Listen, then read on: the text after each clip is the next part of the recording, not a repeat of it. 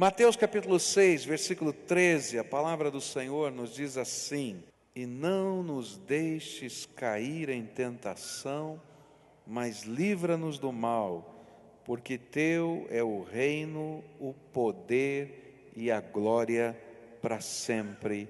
Amém. Chegamos ao finalzinho da oração que Jesus ensinou. Até aqui nós aprendemos alguns elementos da oração do Pai Nosso. Primeiro, que a oração sempre deve começar com adoração. O segundo elemento que a gente já aprendeu é que a oração é um ato voluntário de cooperação. Eu me ofereço para servir. Terceira coisa que nós aprendemos é que a oração deve ser uma confissão de submissão. Eu sou teu súdito, o que o Senhor quiser, eu estou pronto a viver e fazer. A oração deve ser também uma busca pela provisão de Deus. Depois aprendemos que a oração deve ser uma constante busca de restauração, perdão para nós e oferecer perdão aos outros. Mas agora, esse texto vai nos mostrar a necessidade que temos de constantemente buscar a proteção de Deus para as nossas vidas. E o que está em destaque nesse texto é um assunto muito forte do contexto espiritual da nossa vida, que nem sempre é tratado. O que está aqui em destaque é a batalha espiritual que cada um de nós enfrentamos na nossa vida. Quer tenhamos discernimento de que ela está acontecendo ou não, a batalha espiritual se revela todo dia na nossa vida. É interessante Jesus mostrar que todas essas áreas são importantes e nós precisamos da intervenção de Deus. Mas ele termina a sua oração dizendo: olha, você precisa da proteção do Senhor no meio das batalhas que acontecem e que você não é capaz de perceber com os olhos naturais, mas somente com os olhos espirituais. E Jesus coloca duas dimensões diferentes desta batalha. Nesta manhã eu quero falar sobre as tentações, as lutas que vivemos dentro da gente. Como é que funciona esse negócio de tentação na vida da gente? A Bíblia vai falar que o inimigo usa algumas ferramentas para incentivar as tentações dentro da nossa alma. Existem duas ferramentas que o inimigo trabalha todo dia para que os desejos ardentes dentro de nós sejam insuflados. Na versão antiga, as concupiscências da carne, né? Estejam aqui sendo movimentadas aqui dentro da nossa alma. Ele vai usar a primeira ferramenta chamada mundo. E a segunda ferramenta que ele vai usar é a ferramenta chamada carne.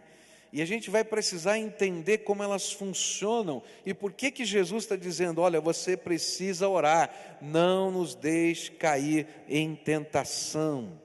O que Jesus queria ensinar com isso para a gente é que nós estamos vivendo enfrentamentos todos os dias com estas ferramentas que são articuladas pelo maligno, mas que trabalham em coisas que estão dentro de nós e que provocam o desejo de pecar e o desejo de se afastar de Deus.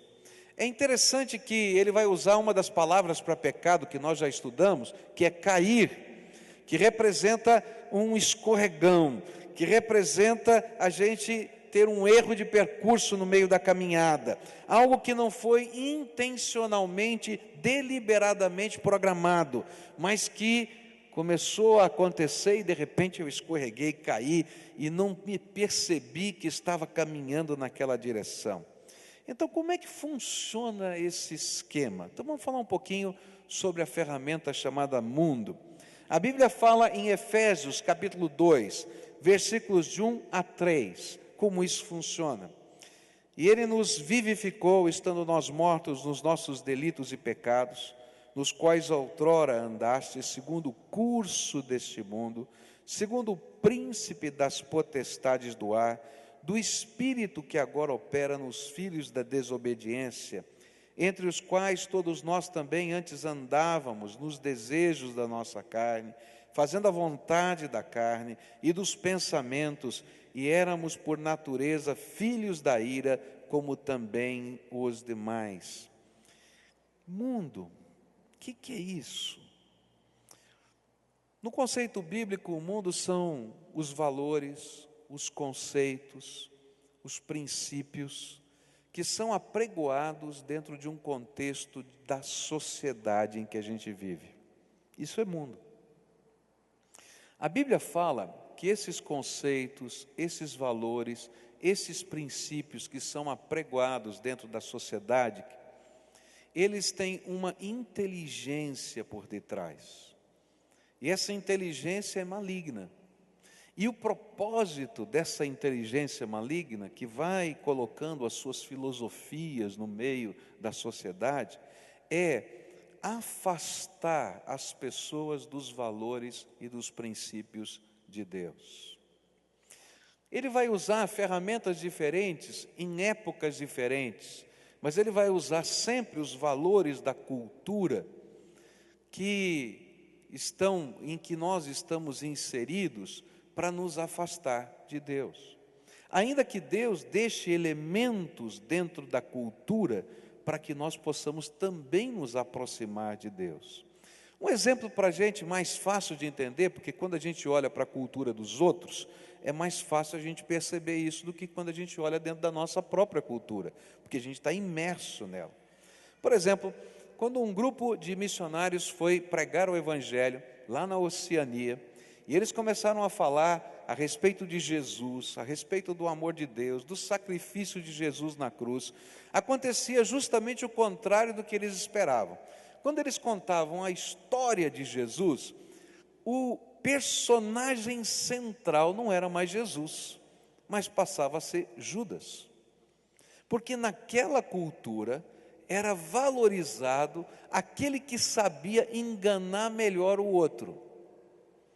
E como Judas havia dado o beijo de traição, e ele tinha vendido Jesus pelas 30 moedas de prata, então todo mundo saía contando a história de como Judas era especial. E se tivesse que fazer um apelo, ninguém ia aceitar Jesus como Senhor e Salvador, mas ia aceitar Judas, porque esse aí ia ser um bom professor. Porque dentro daquela cultura existiam algumas ideias que impediam as pessoas de ver a bondade de Deus, o amor de Deus, a misericórdia de Deus. Isso foi uma grande batalha para aqueles missionários durante anos, para saber como anunciar a mensagem do Evangelho. Até que eles descobriram dentro daquela mesma cultura uma outra realidade. Quando uma tribo fazia uma paz verdadeira, que não era uma enganação, com uma outra tribo, o chefe, o líder dessa tribo, pegava o seu filho menor e entregava para ser criado pelo líder da outra tribo. E pegava o filho menor daquele líder da outra tribo e criava como seu filho. E aquela criança era chamada de criança da paz. E enquanto vivesse aquela criança, enquanto ela fosse bem cuidada, havia paz entre os dois povos. E aí eles descobriram, Jesus é a criança da paz, que veio fazer a reconciliação entre Deus e o homem. Deu para perceber como às vezes a cultura tem mecanismos que nos afastam de Deus? A Bíblia vai dizer que uma das grandes batalhas espirituais que nós vivemos é porque nós estamos inseridos dentro da cultura, e essa cultura diz uma série de coisas que parecem ser normais, que parecem ser boas, mas que de fato não são, e que não conferem com os valores e com os princípios de Deus. E aí a gente começa a se afastar dos valores e princípios de Deus, seguindo aquilo que todo mundo faz, mas que não corresponde ao projeto de Deus para a nossa vida. E aí, nós começamos a cair nas tentações, porque nós achamos tão normal o pecado, que a gente até celebra o pecado. Quem já não se pegou, por exemplo, assistindo uma novela, assistindo um filme, não é? E torcendo pelo amante. Está entendendo? E torcendo por aquilo que vai destruir uma família.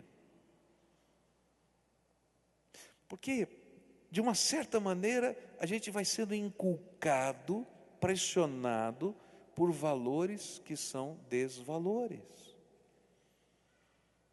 que não correspondem com a vontade de Deus.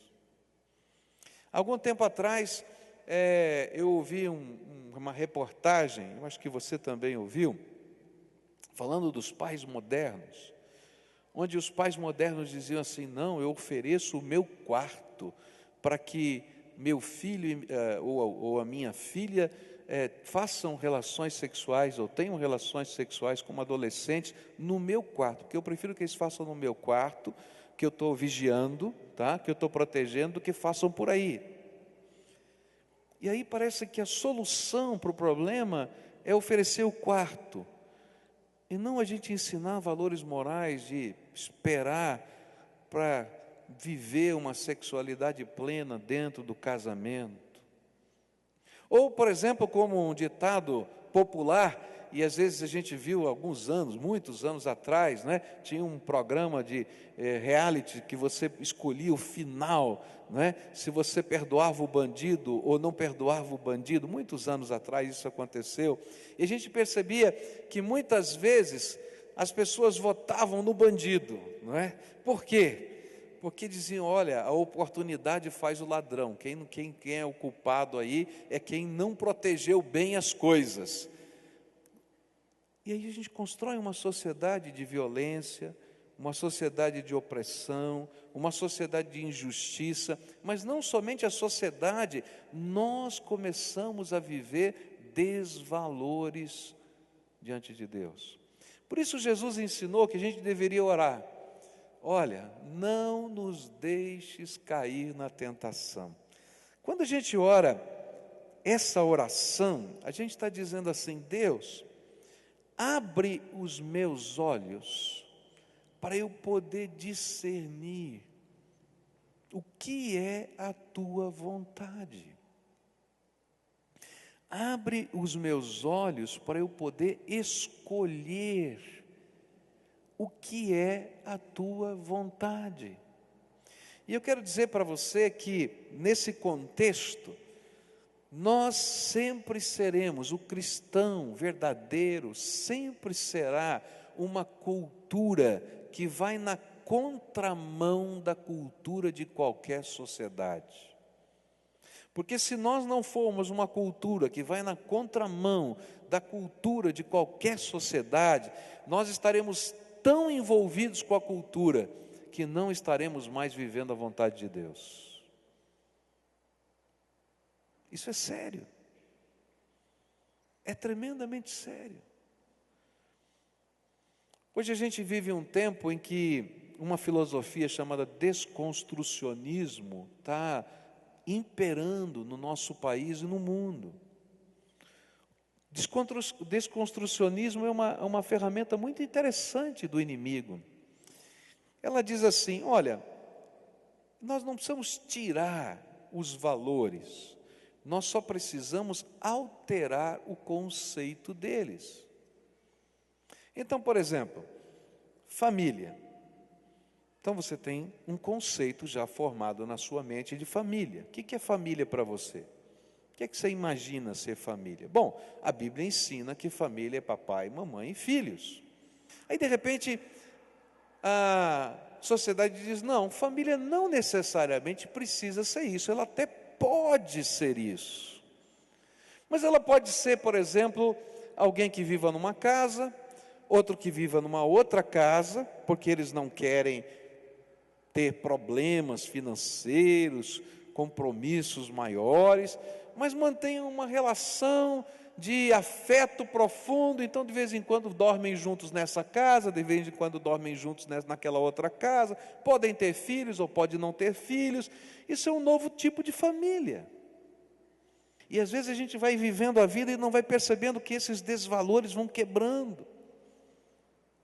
De repente a gente imagina que ser um bom pai é levar um filho a uma balada, entregá-lo às 11 da noite, meia-noite, e ser um bom pai é voltar às 5 ou 6 horas da manhã para buscá-lo. Coitadinho, como é que vai voltar para casa? Quando na verdade ser um bom pai era dizer, olha, aquele não é lugar para você estar, porque aquilo lá não presta. Querido pai, se você faz isso, passa uma madrugada numa festa dessa para ver o que é aquilo. Entra no banheiro para ver o que está acontecendo dentro daqueles banheiros. E você vai entender que ser um bom pai não é levar lá e buscar não, viu, querido?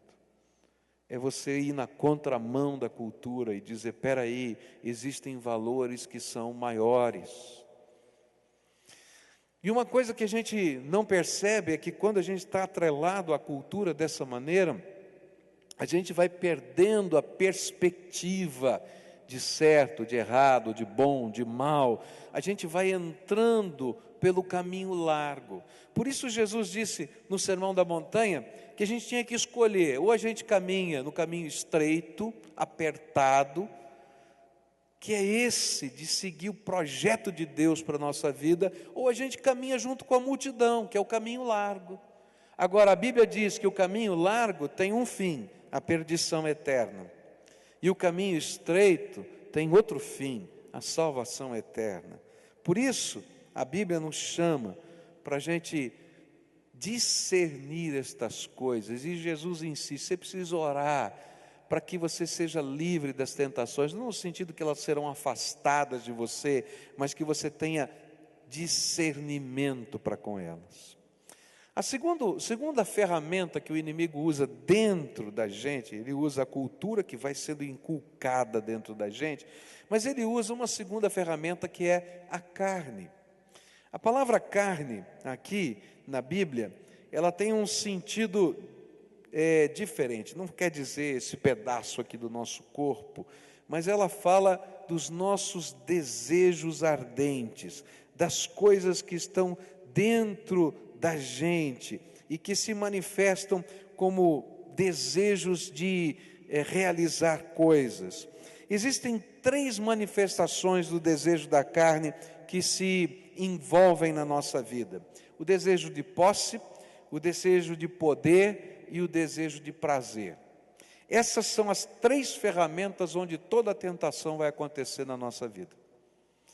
Ele vai usar a cultura para flexibilizar os padrões, os valores, mas ele vai usar essa coisa que está dentro de você e eu, que faz parte da nossa natureza pecaminosa, e ele vai incentivar essas 3 forças que nós temos dentro de nós. Posse. Você já percebeu que uma das lutas que você teve que enfrentar, que foi difícil de vencer, foi entregar o dízimo? Não é verdade o que eu estou falando? Sabe por quê? Porque o dízimo não foi feito de outra maneira para que a gente tivesse dinheiro aqui na igreja, não. É para que nós aprendêssemos que esse sentimento de posse, de controle, de ser dono, está entendendo? Fosse colocado debaixo da autoridade do Todo-Poderoso.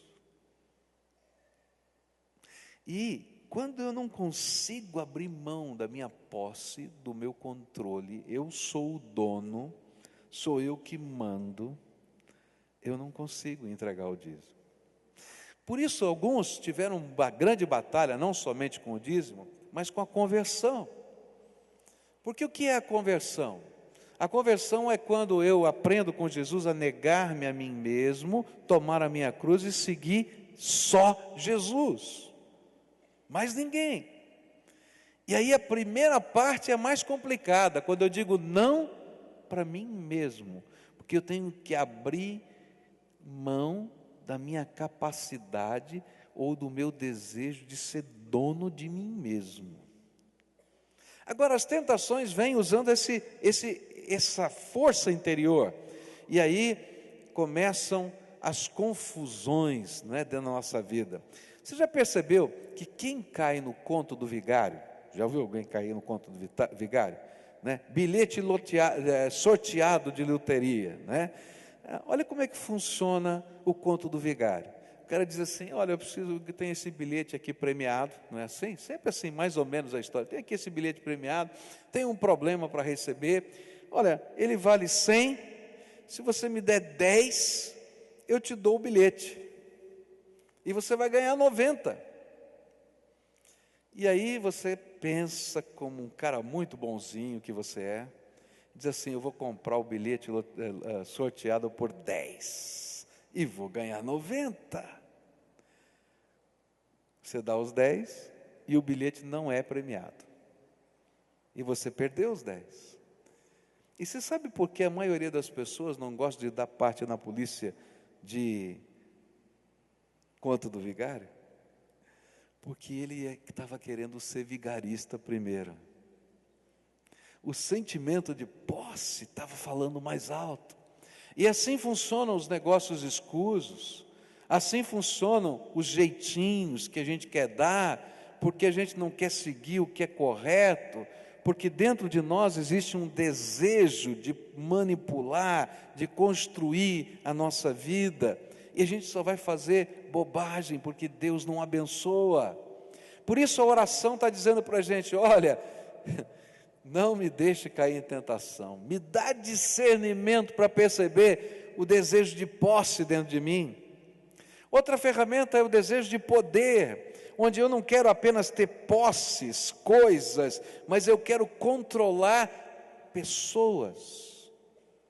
E eu vou usar então meu trabalho, eu vou usar então a minha família, eu vou usar então outras relações pessoais, onde esse desejo de ser o chefe, de mandar, de fazer, de aparecer e acontecer.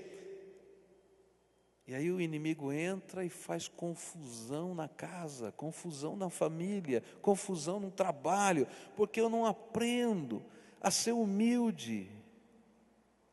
Ou então o desejo de prazer, eu quero desfrutar, eu quero curtir. E aí não é só a sexualidade, é tudo, qualquer área da vida. E normalmente a carne vai ser insuflada, tanto pela sociedade, pela cultura, como pelo próprio Satanás, para que eu não perceba os descaminhos da minha vida.